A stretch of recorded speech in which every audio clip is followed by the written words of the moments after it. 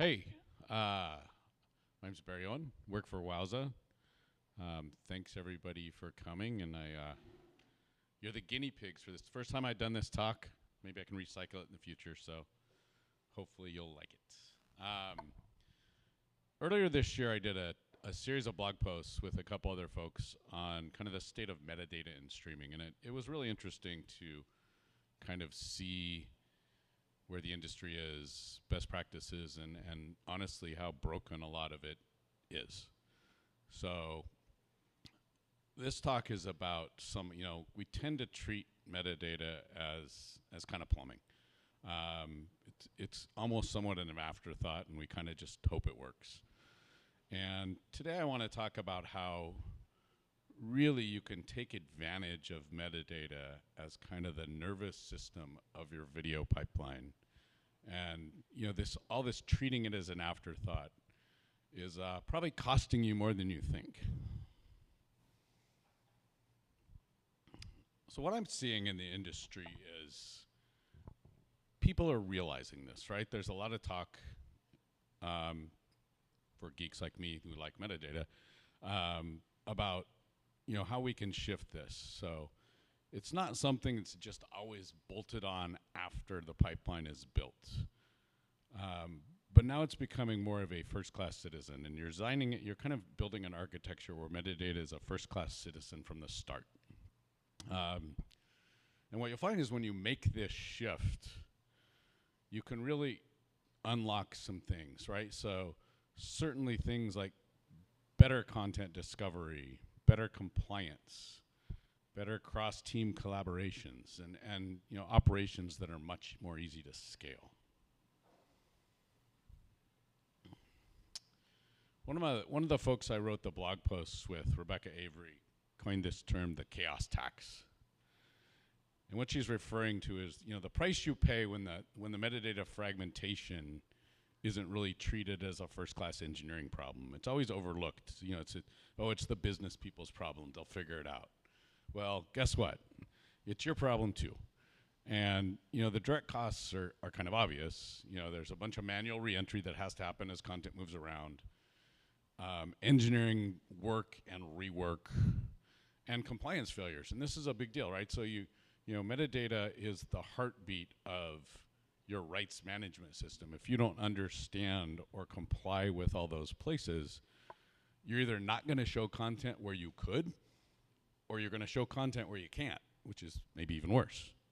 And that's kind of the obvious cost. The hidden cost, it's hard to adopt new formats. It's hard to adopt new schemas. Integrations you have with existing systems get really brittle. And tribal knowledge becomes the only documentation that each team, and each team has its own source of truth. So the legal team may have this metadata, the compliance team may have this data, the people producing the content may have other metadata, the people building schedules may have other metadata. So what do you do about that? So one of the answers is treat metadata as an operating model. It's not just a tech problem, it's an operating model problem. Realize that the fragmentation isn't just a technical annoyance, it's a failure of your model in the first place. When content discovery depends on complete metadata, when regulatory compliance requires provenance, when your operational efficiency depends on automation, metadata becomes truly a critical infrastructure and not just an add-on. It's interesting that Wowza does a lot of work outside of the media entertainment space. Same pain exists there too, right? Departments of Defense, security and surveillance, whether you're building an OTT platform or counting cars on the highway, losing metadata hurts. In OTT, it's things like ad timing drift, stale catalogs, undiscoverable content. In surveillance, it could be, lost geolocation data or lack of provenance on video that's supposed to be used as evidence. The engineering challenge is the same. You have to preserve the metadata at every step through the pipeline. So At the business level, we have the catalog problem. And this is typically out-of-band metadata. So metadata that's stored in your DAM or your MAM or your CMS or your rights databases. You know, this is the metadata that determines whether your content can be found in the first place, whether it can be paid, how it's protected, and how it's monetized. You know, this metadata in particular is often overlooked by engineers because it's not part of the processing pipeline per se, but it's a critical part of the metadata infrastructure. One of my other co-authors, June Hyder, you know, he documented 5 failure patterns that show up in content operations. You know, and these aren't just edge cases; these are predictable results of treating catalog metadata as, you know, a one-and-done static configuration. You get taxonomy drift, schemas that are too rigid, disconnected tool choices, local optimizations by certain teams in silos, and fragmentation of IDs. You know, the taxonomy drift is real. The example June gave that is great is, you know, take Die Hard as an example, the movie Die Hard, right? So in one database, it was tagged as a police movie. One database, it was tagged as a cop movie. One database, it was tagged as a Christmas movie. You know, these inconsistencies break your recommendation engines. They break your discovery. And they render search, you know, inconsistent at best. So, you know, disconnected tools, siloed systems, those cause manual remapping. You know, when you bring these systems together, the rights database comes into the content database. If the schemas don't match, somebody has to remap all that data into a common whole. Single shows can generate hundreds or thousands of unique identifiers for their assets. You know, a series could have a series asset. There could be a dubbed version. There could be a version with different subtitles. There could be a version that's edited for airlines. There's could be whatever, right? So all of a sudden now you have the same asset at its core, but it has hundreds of different asset IDs. It's really a problem, and reconciliation gets very expensive. Most of the metadata chaos isn't caused by bad engineers, it's caused by bad decisions. You know, siloed decisions typically under high pressure, you know, under pressure from high growth environments. Every team is on their own to optimize locally. Nobody owns the central model. Nobody's choosing tools considering the constraints. Of course you're gonna get fragmentation. Lots of networks right now are trying to expand their viewership and the use of their content. They're coming up against lack of standardized rights. The result is they're unable to leverage the value of their own libraries. You know, they're looking at very small margins. They're trying to maximize their profits, but they don't know where they can show these shows or where they can offer these shows to. That's a problem. So the good news, this doesn't necessarily take years to fix. You know, Rebecca came up with kind of a 5-step plan that you can really start now. You know, 5 relatively straightforward steps. You know, map the life cycle of your content, understand your fields, find the owners, and define a single source of truth. Bring metadata into your planning process. If metadata isn't in your postmortems and you're not discussing where it failed, it's never going to get better. So I guess the first step is admitting you have a problem. So that's the catalog metadata. That's typically out of band, often overlooked by engineers because it's owned by the business. So let's talk a little bit about in-band metadata and some of the types there. So this is the technical side of the metadata. You know, these are types of metadata you'll encounter in video pipelines, where they appear, and how how they transform or often get broken across boundaries. So you can think about it as 4 layers, right? So there's There's technical structural metadata, right? The SPS, the PPS, things you're probably familiar with, the actual description of how the codec level metadata works. You can get into descriptive or geospatial. This is where you see things like KLV data and SEI data. Then you get into the layer 3, what I call layer 3, which is the data we just covered, the business data, the out-of-band business data. And then we get into the timed metadata on the delivery side. So this is the ID3 tags, e-messages, interstitials, manifest decoration. What comes out of your packager, hopefully based on what went in if you didn't drop it on the floor. So this is a somewhat simplified map of where these bits live, right? So KLV metadata is very often found in things like drone footage, military, things like that. Things get stuffed into SEI NAL units, things like captions. You can stick ad markers in there. You can stick pretty much anything in there. But they live on the ingest side, right? And the ingest and the transport. And then the output side, you'll have markers like ID3 tags or e-message boxes. You could have interstitials. Those tend to get interpreted and put in there by the packager.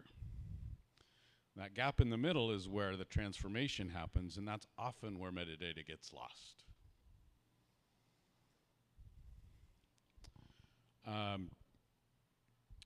KLV and SEI, they're in the bit stream themselves, right? So KLV often used in defense and surveillance. If you've ever seen drone footage from a military drone, it's stuffed full of KLV data, typically on its own PID in a transport stream. SEI data, you'll find things like captions, HDR transformation metadata, and custom payloads. You can put whatever you want in there. The critical thing is that transcoders often strip this metadata. And if you don't explicitly configure them to pass through or do something with that data, it's just gone. As you're transforming it from one codec to another, or even different resolutions of bit rates, that data can just vanish.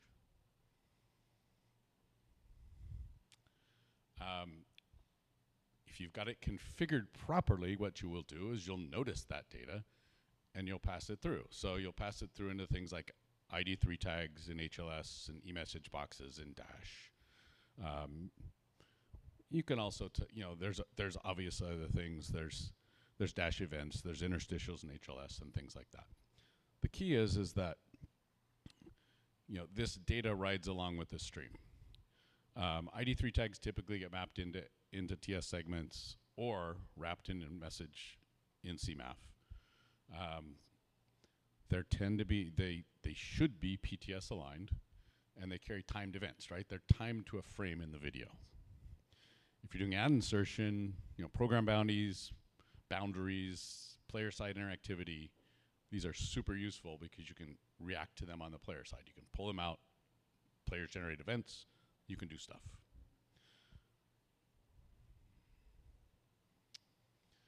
And this is how, often the data is transformed. Depending on your transcoder, depending on what you're doing, you can go from KLV, potentially KLV to SEI. KLV comes in on a PID, right? So it's not necessarily carried in the video. If you need to output that video or send it to a packager, you might need to embed it as SEI NAL units. Then the packager is going to take care of converting that 93 image for it. So the key here is all these translations are opportunities for errors. Each boundary, something changes that container, potentially the clock domain, and that's very fragile. So how do we ensure this integrity? So how do we preserve metadata? Now that we've realized we're potentially inadvertently dropping it on the floor, right? So we ingest the data, KLV, SEI, add timing cues, SCUDdy markers, captions. The transcoder runs, all of a sudden that metadata vanishes. Honestly, I was shocked this is still as widespread of a problem as it is, but people talk about this all the time. It's like, hey, I had KLV data coming in, when a package at HLS, now it's gone. The transcoder without control is going to ignore things it doesn't understand. Worst part about it is the video plays fine.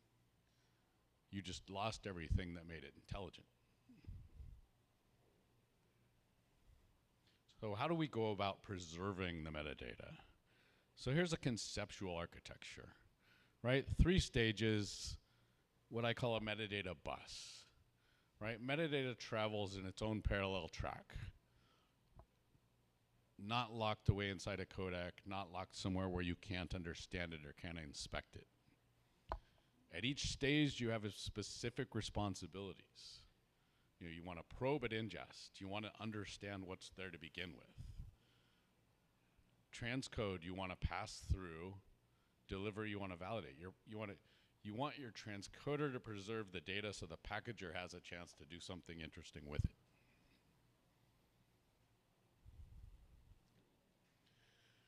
So what to probe for, right? Probe for everything. Build a manifest, or at least consider logging what you've found for every metadata element. SEI type, KLV PIDs, SCUDdy markers, whatever you find in there. At least then you know it's there. Different packagers, different processors have APIs for this. Streaming Engine has a notification API. You can get notified when we see a SCUDdy marker or an SEI unit. If you don't know what's there, you don't know what you're going to lose. So we beat this one to death a little bit, but transcoding kills metadata. It strips SEI units, if not configured not to. The other thing to look out for is clock drift. You want to make sure you're anchoring your metadata to PTS. While clock will drift and it won't match the frames any longer. PTS is relative to the stream. It survives. It gives you frame accurate queuing. While clock time will break across stages. So add insertion, caption sync, KLV alignment should all reference PTS. And then be careful when you change containers. If you go from KLV to SEI to ID3, make sure you understand that configuration so the metadata is properly preserved. There's 2 ways to carry the metadata kind of after that step, right? You can embed the metadata as ID3 tags or eMessage, or you can have sidecar files you generate out of JSON, XML. WebVTT obviously is a common format, but it can be anything. The real question is when to use what? And the right answer is probably it's business dependent. You should probably use both.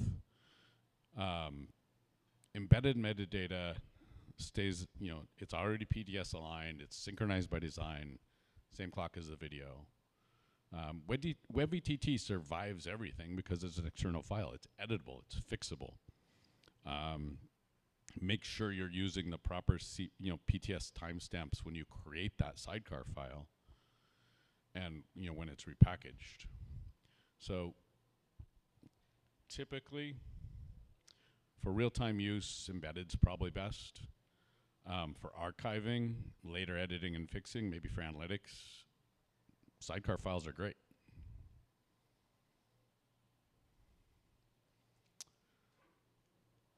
So now that we understand the scope of all these problems, how can we fix it? How can we put all this into practice?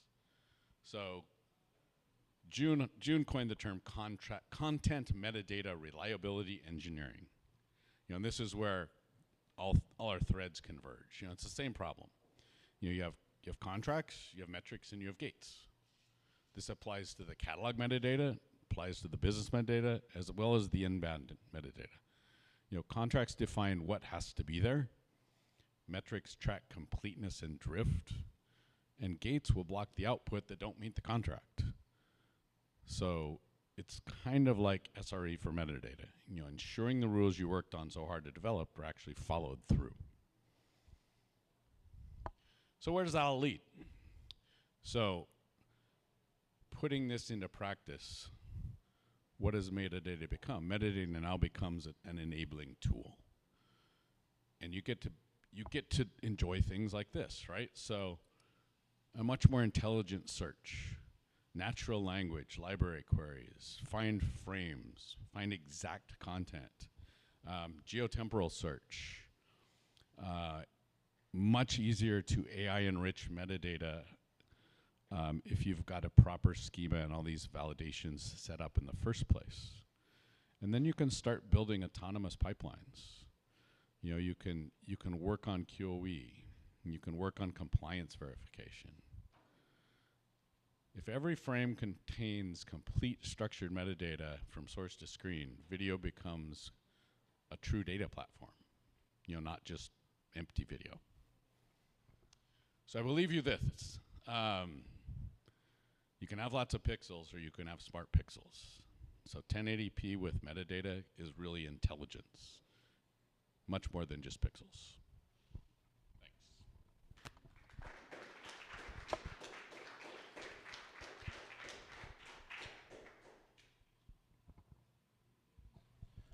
All right, thank you so much. Great talk. We have some questions here.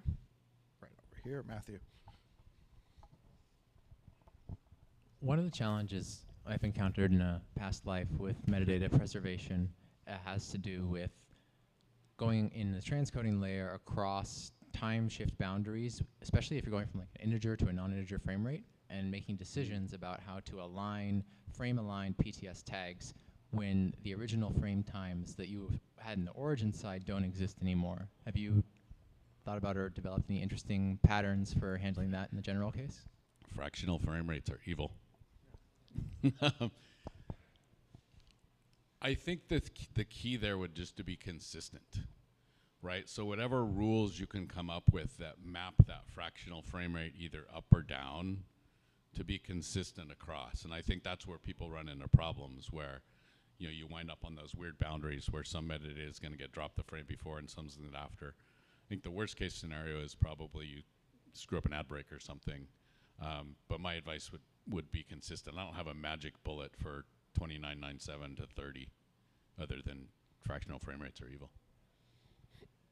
Yeah, on player side too, gaps created by, you know, ad breaks aren't quite 60 seconds.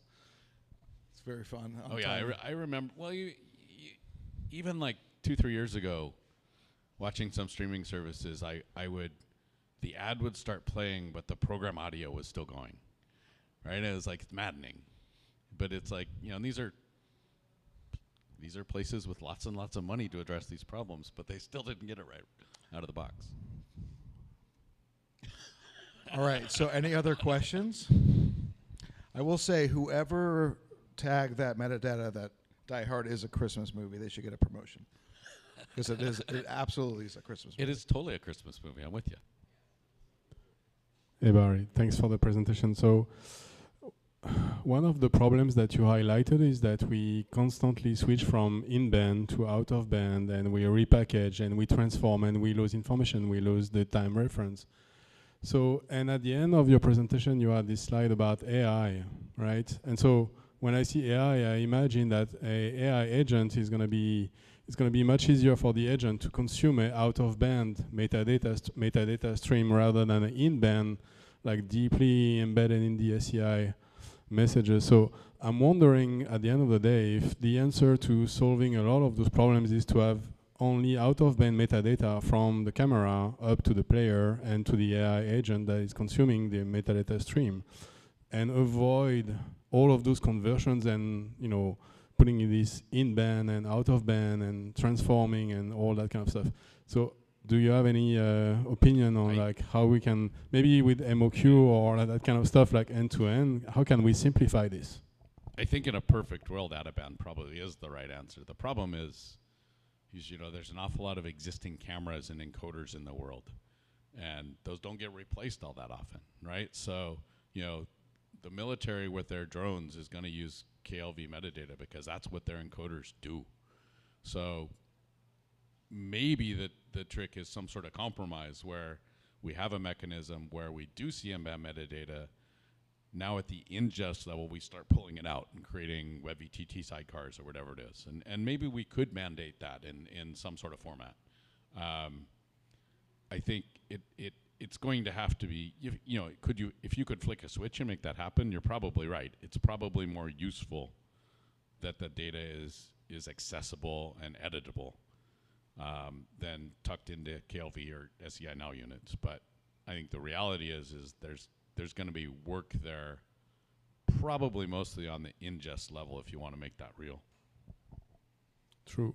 And also we should update the KLV spec, because the KLV spec says the time code of the reference frame needs to be inside the KLV metadata. And as the first thing you do is like re-timestamp your video, like as soon as you do that, your metadata is just out of sync. But anyways, all broken. that's almost the detail. Thanks. Thank you. All right, any further questions for Barry?